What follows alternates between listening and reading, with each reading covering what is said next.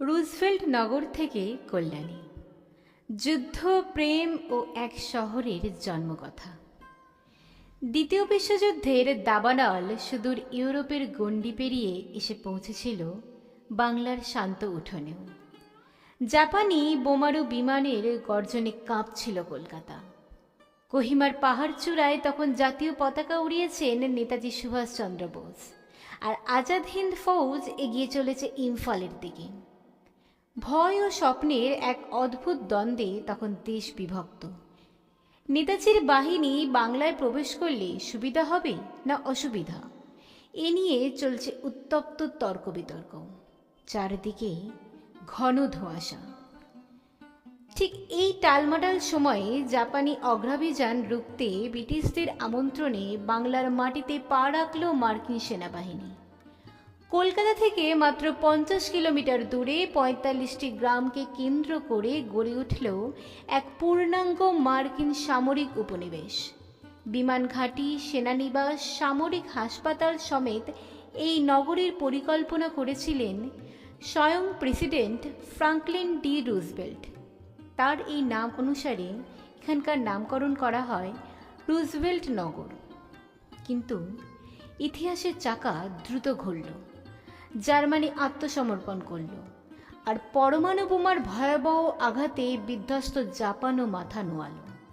যুদ্ধ শেষে মার্কিন সেনারা তাদের সমস্ত কিছু গুটিয়ে বিদায় নিল। পড়ে রইল শুধু পরিত্যক্ত বিমান ঘাঁটি, ভাঙা সেনা ছাউনি আর যুদ্ধের ম্লান স্মৃতি। জঙ্গলের কোলে ধীরে ধীরে মুখ ঢাকল রুজভেল্ট নগর। পাশের রেল স্টেশনটির নাম ছিল তখন চাঁদমারি হল্ট। 50-এর দশকে পট পরিবর্তন এলো আবার। সেই চাঁদমারি হল্টের নাম বদলে হলো কল্যাণী, আর গোটা রুজভেল্ট নগর নতুন পরিচয় আত্মপ্রকাশ করল কল্যাণী শহর হিসেবে। পশ্চিমবঙ্গের কিংবদন্তি মুখ্যমন্ত্রী ডক্টর বিধানচন্দ্র রায় স্বপ্ন দেখেছিলেন কলকাতার বাইরে একটি স্বনির্ভর আধুনিক শহরের, যা হবে একাধারে শিল্পনগরী, স্বাস্থ্যকেন্দ্র ও শিক্ষার পীঠস্থান। বিকেন্দ্রীভবনের মাধ্যমে রাজধানীর বোঝা লাঘব করার সেই স্বপ্নের মূর্ত প্রকাশ হল কল্যাণী। কিন্তু এই নামের পেছনে কি শুধুই পরিকল্পনার যুক্তি, নাকি আছে অন্য কোনো আখ্যান? লোকমুখে শোনা যায় এক রোমাঞ্চকর কাহিনী। কিংবদন্তি চিকিৎসক নীলরতন সরকারের 5 কন্যার অন্যতমা এই কল্যাণী।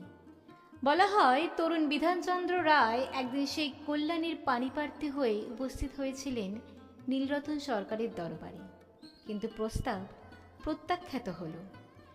আজীবন অবিবাহিত থাকা বিধানচন্দ্র রায় সেই অনুভূতি বুকে বহন করেছিলেন নীরবে, আর তারই স্মরণে স্বপ্নের শহরটির নাম রাখলেন কল্যাণী।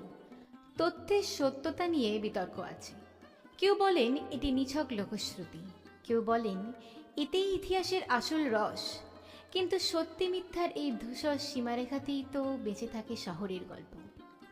আজকের কল্যাণী 2টি বিশ্ববিদ্যালয়, মেডিকেল কলেজ এবং ইঞ্জিনিয়ারিং কলেজ নিয়ে নিজের মতো সগর্বে দাঁড়িয়ে আছে।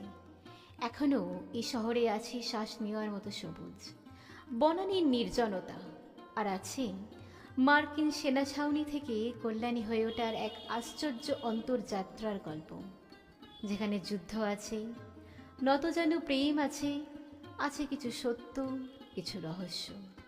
এই বিস্ময়কে বুকে ধরে কল্যাণী যুগ যুগ ধরে এগিয়ে চলুক কল্যাণের পথে।